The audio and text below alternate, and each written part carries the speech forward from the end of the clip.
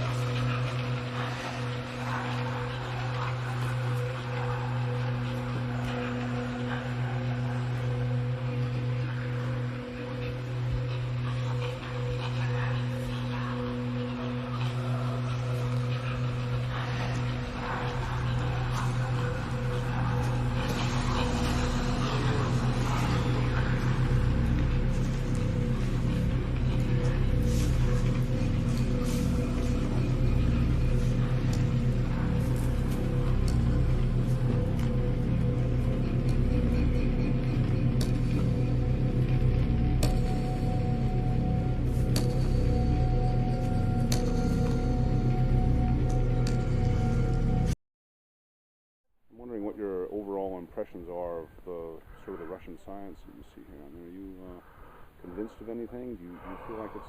Oh, well, you know, I did a lot of reading in preparation to coming here, and I was quite impressed with Russian literature, and now that I come here, I'm quite impressed with the habitat. And so, like, I was pretty much convinced that this hominoid existed here in Russia. And now some of the sign I've seen has been very convincing, especially the twisted willows that we saw yesterday and something we saw today. And but you know, you're also concerned about a little bit of falsification, or you think there is something going on here? No, I don't. No, I'm not. We have to be concerned about hoax tracks in North America. I mean, but I'm not really concerned here, but it's always a possibility, and one wants to err on the side of being too conservative or too cautious, rather than accepting something that may not be valid. Better to just keep it on the shelf, or like certainly like what we saw in that cave it indicates a need for more research. It's sufficiently convincing to say that scientists here really could spend their time well studying that area. And they are. But when you talk about a center of hominology, would that be sort of a first thing for the world, or what do you? Yes. Or is that something you've actually been advocating all your life, or a lot of your life, or is it? Well, my position as a wildlife biologist is that here's yet another large mammal alongside moose and grizzly bears. There's the Sasquatch, which many of us consider to be an upright great ape. I mean, even if it turns out to be more human, it's a large mammal, you know, as humans are. So I see it could fit in quite nicely with the existing system, basically, of zoology. But here they have made a dedicated institute for it. That's wonderful. Yeah. And to repeat your overall view, I mean, here you have seen evidence of Sasquatches, but you never saw one yourself.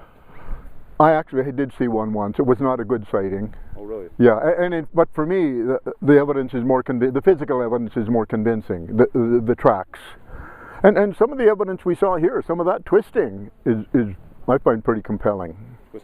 Twisting of branches, willow branches yesterday, and an aspen or poplar this morning. And what was your Sasquatch sighting?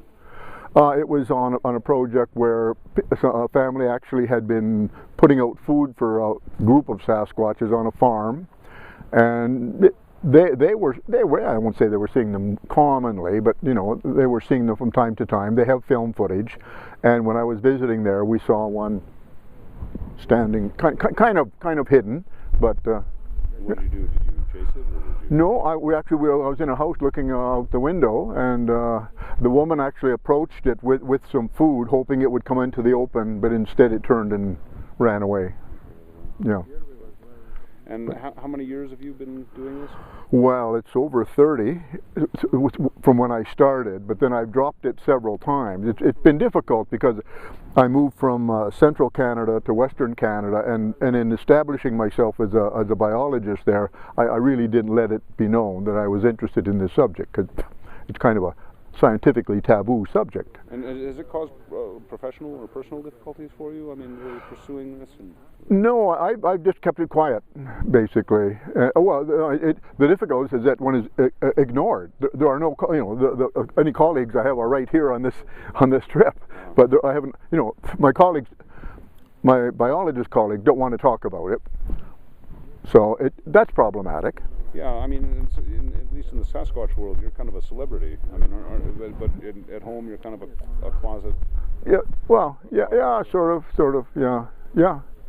But I accept that now. The second book I wrote actually explored why is this subject scientifically taboo? What is the problem with it? And so I've come to understand that some discoveries, which are perceived as unlikely, take a long time to become accepted, and we're in that process. And I hope I'm contributing to that process.